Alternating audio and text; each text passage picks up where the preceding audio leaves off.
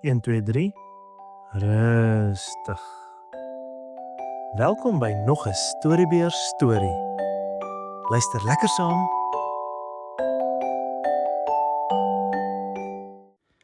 Die vreemdeling op die pad. Lank gelede, op die dag toe Jesus uit die dood opgestaan het, was daar 2 vriende van Jesus op 'n lang pad. Hulle was op pad na 'n klein dorpie met die naam Emmaus. Stap, treetjie vir treetjie het hulle geloop, maar hulle was vreeslik hartseer. Hulle koppe het gehang en hulle oë was vol trane. Hulle het gedink Jesus is vir altyd weg. Hulle het vir mekaar gesê, ons het gehoop Jesus sou ons koning wees wat ons kom help, maar nou is hy dood. Hulle het ook gepraat oor die vreemde dinge wat daardie oggend gebeur het.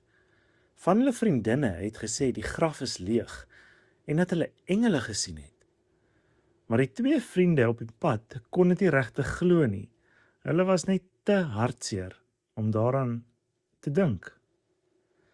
Terwyl hulle so stap en gesels, kom daar skielik 'n man van agteraf en begin saam met hulle te stap. Dit was Jesus. Maar weet jy wat? Hulle het hom nie herken nie.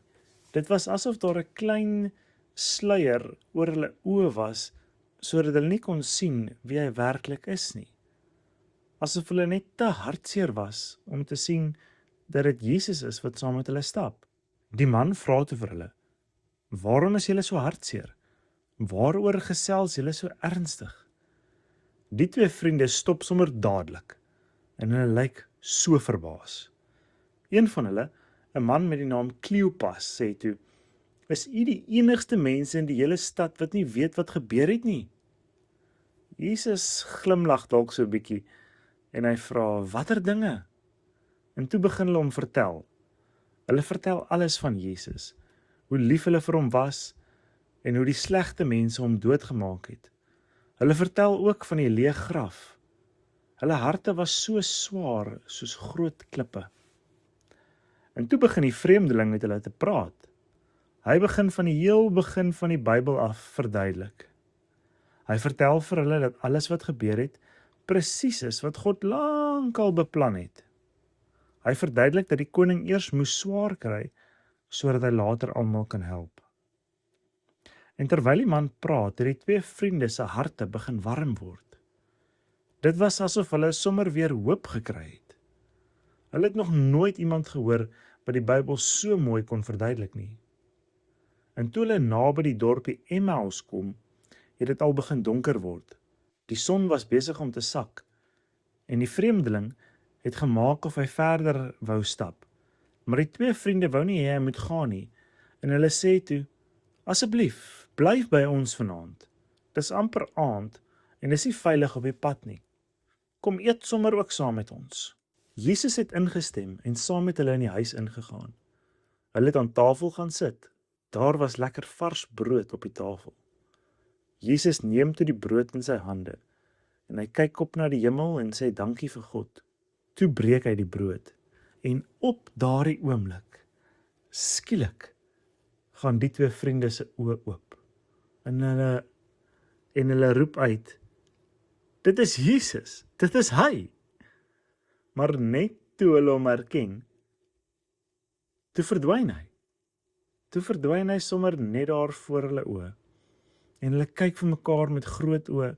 Het ons harte nie sommer warm geword van blydskap terwyl hy met ons op die pad gepraat het nie? Vra hulle vir mekaar. Hulle was toe so opgewonde dat hulle nie eens klaar geëet het nie. Hulle spring dadelik op, gryp hulle jasse en hardloop die hele 11 kilometer terug Jerusalem toe. Selfs al was dit pikdonker.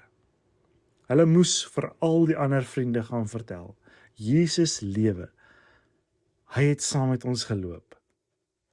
En toe hulle by die ander aankom, was almal reeds aan die sing en juig. Dis waar, Jesus het regtig opgestaan.